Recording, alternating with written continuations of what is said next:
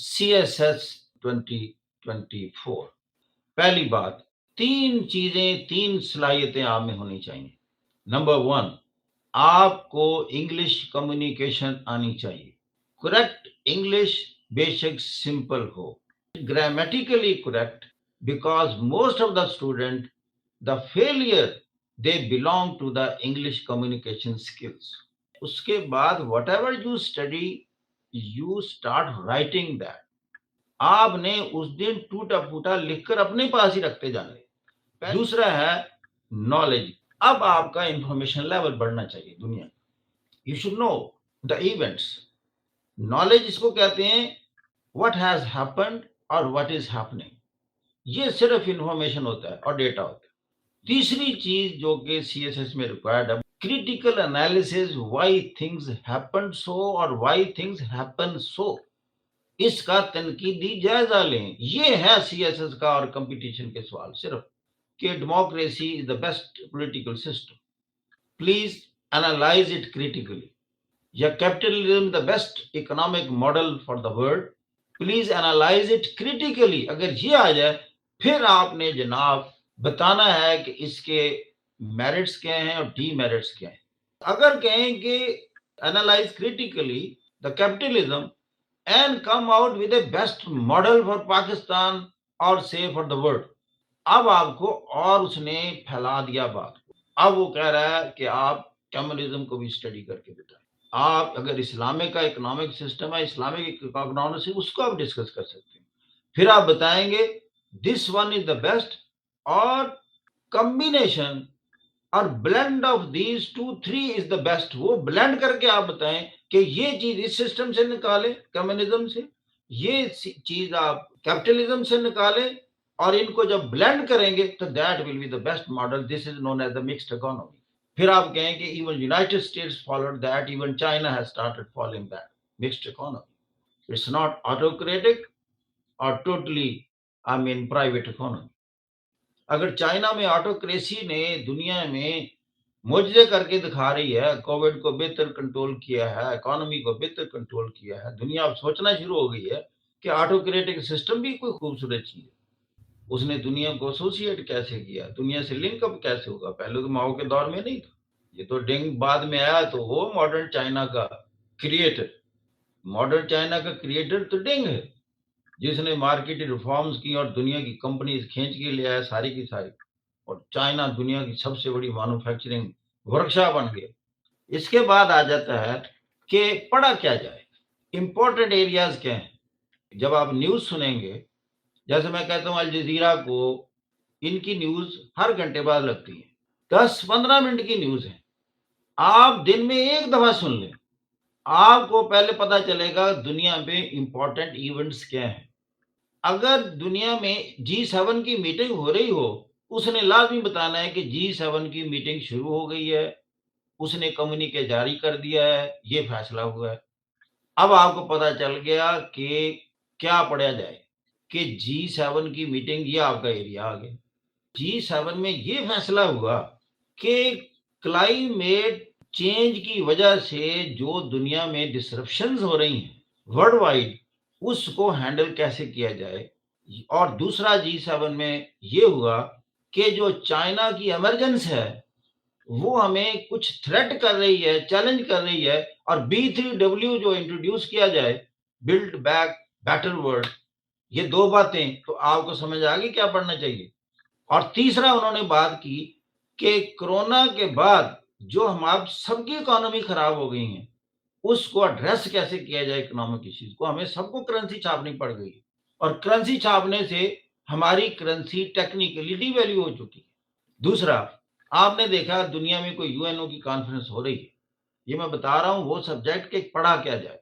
اگر UNO کی conference ہو رہی ہے, کلائمیٹ پر ہو رہی ہے, اور اس پر یہ حوصلہ ہو رہا ہے کہ کچھ کنٹریز ایسے ہیں کول فائرڈ پاور پلانٹس کی کنسٹرکشن اور بلڈنگ بند نہیں کر رہے, اور coal is the largest emitters of greenhouse gases, تو that is a big problem.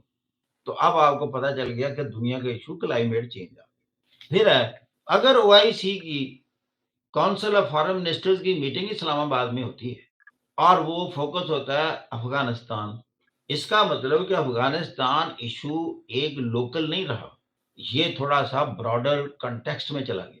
یعنی اسلامک کنٹریز نے سوچا کہ کس کنٹیکسٹ میں کس پوائنٹ پر میٹنگ کی جائے افغانستان پر.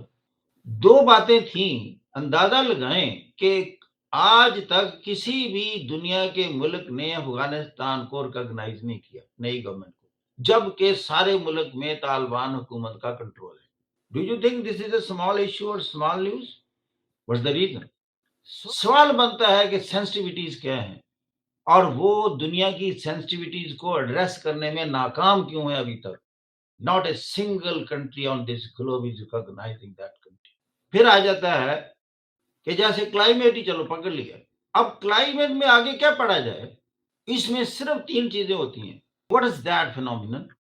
why it is there, and what are the obstacles which has created so many apprehensions for the future of the humanity. پھر آ جاتا ہے کہ چائنا کیوں ایک چیلنج ہے. کوارڈ بنایا جا رہا ہے، کوارڈلیٹڈ dialogue. why it has been formed in this century now? what is the reason? you must know that. پھر اس سے آگے جاتے ہیں، آکس میں جاتے ہیں. why؟ یہ سارا چائنا کنٹینمنٹ کے کیا کیا فیسٹس ہیں. پھر دنیا میں جنگ کی باتیں کرتے ہیں لوگ کہ دنیا میں فلیش پوائنٹ کیا ہوگا تھرڈ ورلڈ وار کا. وہ کہیں گے تائیوان. آپ کو تائیوان ایشو مکمل سمجھنا چاہیے. پھر چائنا کے بارے میں کہ وہ اسرٹے بڑا ہوتا جا رہا ہے، تو ساؤتھ چائنا سی میں اس کی پالیسی وہ آپ کو اسٹڈی کرنی چاہیے. یہ میں تقریباً 13 ایریا بتانے آپ کو. 13 ایریا میں سارا آپ کا کرنٹ افیئر اور انہی 13 ٹاپکس میں آپ کیسے تیار ہیں. چھٹا، ایرانین نیوکلیر ڈیل. یہ بھی لوکل ایشو نہیں ہے، یہ بھی گلوبل ہے. اس میں ساری دنیا انوالو ہے. پرماننٹ 5 بھی انوالو ہے، جرمنی بھی شامل ہے. کہ یہ ڈیل کیوں ہوئی؟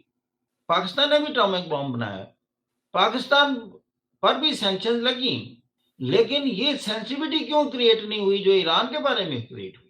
پھر 2015 میں ڈیل ہو گئی، ٹرمپ باہر نکل گیا، وہ باہر کیوں نکلا؟ اور اب اس کو دوبارہ شامل کرنے کی کوشش کی جا رہی ہے. وائی سو؟ ورلڈ سینیریو پولیٹیکل چینج کیا ہوا؟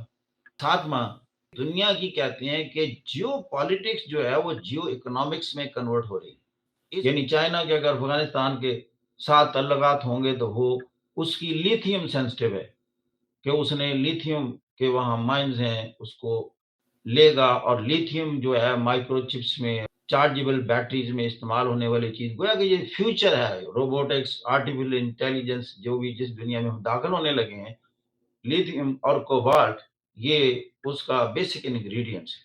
اور دوسرا، پاکستان جو ہے وہ بھی جیو اکنامکس میں چلا گیا. یہ اگر چائنا ٹلٹ ہوا ہے تو وہ اس لیے ٹلٹ ہوا کہ ہماری فیوچر جو ہے اکنامک گروتھ اس کا تعلق چائنا سے، امریکہ سے نہیں رہا.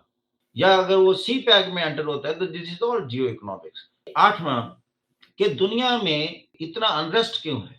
سوڈان میں آپ دیکھ لیں، وینزویلا میں دیکھ لیں، چاڈ میں دیکھ لیں، مالی میں دیکھ لیں، صومالیہ ٹوٹلی ایک یوں کہہ لیں کہ بنانا ریپبلک بن چکی ہے، برکینا فاسو ہے، وینزویلا ہے، کولمبیا ہے.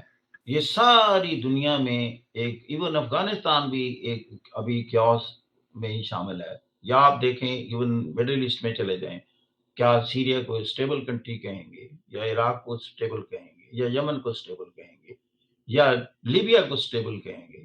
نو. اب یہ ساری چیزیں ویزا وی ویسٹ کیوں اسٹیبل ہے؟ دس از دا کوشچن. کبھی سوئٹزرلینڈ میں یہ مسائل سنیں، کبھی نیدرلینڈ میں سنیں، کبھی Norway, Sweden, Finland, France. کیوں نہیں ہے وہ پولیٹیکلی اسٹیبل کیوں ہیں، کمپیریٹیولی اکنامیکلی اسٹیبل کیوں ہیں؟ کیا کوئی لٹریسی کا تعلق بنتا ہے؟ تبھی تو آپ کو ایسے آئے ماضی میں کہ illiteracy and good economy can't move together. illiteracy and democratic stability can't move together. لکھو ایسے. اور پھر اس میں کرپشن کا اتنا بڑا ایلیمنٹ ہے. ایون آپ دیکھیں ساؤتھ افریقہ ترقی سے کیوں رک گیا نیلسن منڈیلا کے بعد؟ یعنی کرپشن اتنا وائڈ سپریڈ ہے. اور کرپشن دیکھنے کے لیے ایمنیسٹی انٹرنیشنل کی سائٹ پر چلے جائیں، وہ بتا دے گا دنیا کے کون کون سے ملک کس لیول کے کرپٹ ہیں.